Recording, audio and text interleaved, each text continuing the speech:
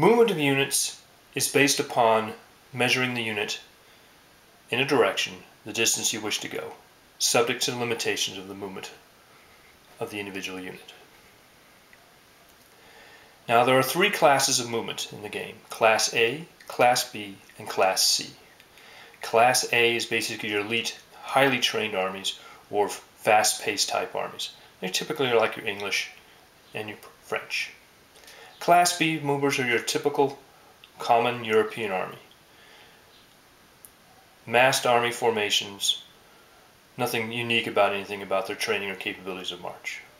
Class C is basically your militia style armies. Their ability to march about is limited in certain formations. Now with that said, I'm going to move this French Leger battalion, and I wish to just march it forward. So I'll get my measuring stick out, and being a Class A mover, they can move in a linear formation 7 inches. I would refer the players to the movement chart so they can identify what the actual capacities of each individual unit and unit type there are. So I would just move it, measure it out here, go out my 7 inches, and that's as far as the unit can march for this game turn. As such. Quite simple, straightforward, simple, basic wargaming movement. Now let's say I wanted to wheel this battalion over in this direction, sort of like this. Then you'd anchor one end of the line and measure the distance from this edge or corner during the wheel. And you can get a tape measure to bend it around, but I'm just going to use this stiff ruler for right now. And let's say I wanted to go 4 inches, which is roughly about here.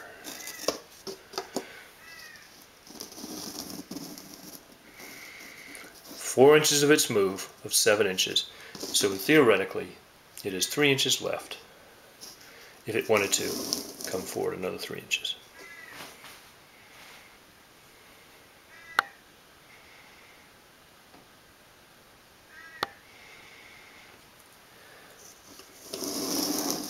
Notice I did a wheeling motion there.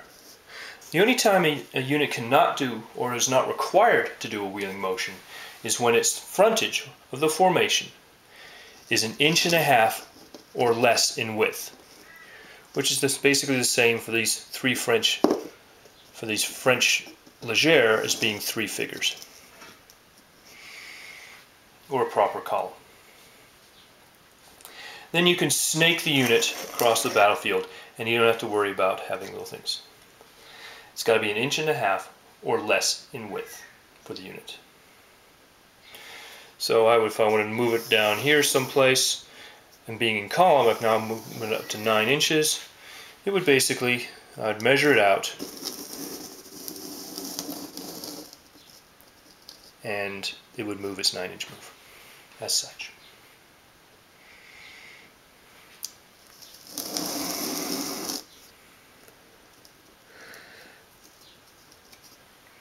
Let's say this French column wishes to change its formation and go into open order. This being a French Leger battalion, it's got that capability.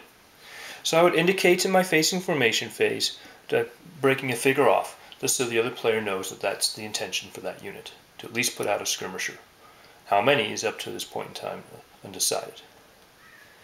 And then I would physically measure each individual figure up to 10 inches, because all skirmishers move 10 inches. In this case, I'm going to throw it out into a semi-skirmisher type formation, which, if you remember, is roughly a 1-inch frontage per figure, so this unit would have to have a minimum frontage of roughly 9 inches. Pretty good, 10 inches wide, more than sufficing. As such. If it wishes to close down, it closes down on the middle of the unit, as such, unless it's actually in shock combat. If it's in shock combat, you would close down at the point of shock combat. It's that simple. Infantry is pretty easy to move. So in quick recap, if you start in a line and you wish to march straight forward, you just measure the distance straight forward.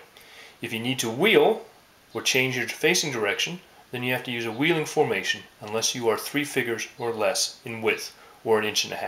is really what the rule is actually meaning.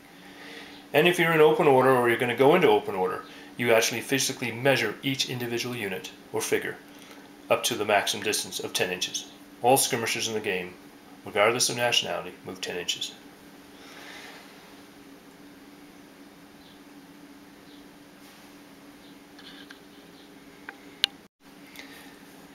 Cavalry movement is exactly the same as the infantry as we previously saw. If you want to move straight forward, you measure from the edge, go the distance you wish to go, and most cavalry move either 12 inches or 14. Some of the irregular types can get up to 16. But generally your battle type cavalry is going to move 12, and your light cavalry is going to move 14. Just like the infantry, you take the stick, put it down, make the measurement of how far you wish to move forward, and that's how you move the units. If you want to change the direction of the unit, then you have to do a wheel.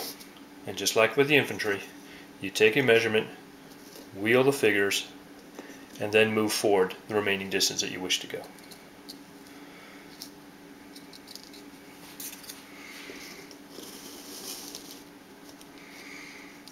And they can continue this way if they wanted to.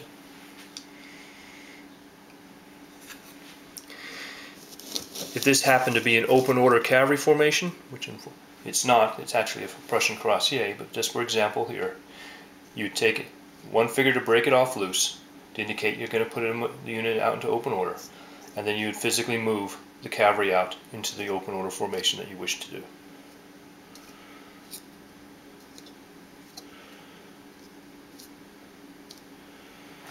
As such. Now cavalry moves a lot quicker when it goes in open order. If it's light cavalry, which typically it would be up to 18 inches. The base move of 14, plus you get 4 more inches because you're in open order formation, for a total of 18 inches. So they can go pretty far ranging real quickly. Artillery movement. As explained earlier in the facing and formation segment, artillery limbers or unlimbers during that facing and formation segment to change its status to be in either a position to fire, as i.e. unlimbered, or in a position for movement, which would be limbered. If the battery is actually in a limbered condition and it wishes to move, then it's just like the infantry and the cavalry. You break out your ruler and you measure the distance. Now most field artillery or positional artillery have a base move of 6 inches. But unlike positional artillery, field artillery, or horse artillery that matter, can elect to use 2 inches of its move and unlimber in position.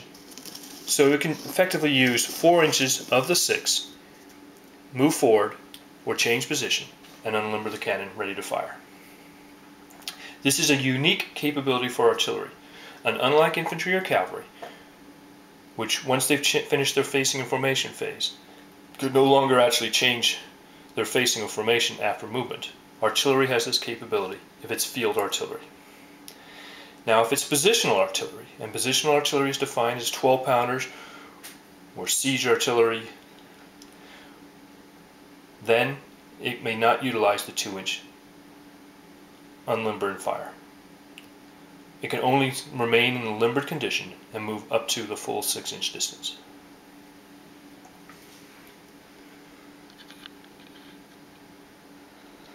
And when the gun unlimbers, it can face in any direction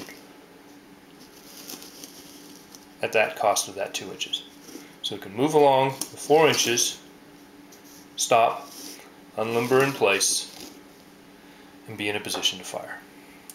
Artillery batteries and train units and such do not pay wheeling or costs as a general rule. They are very flexible formations, and they're not held to a rigid formation like an infantry column or an infantry line would be. Just measure the base to the new location. But at no point could an actual part of the base move greater than the distance which it's allowed to move, i.e. the 6 inches.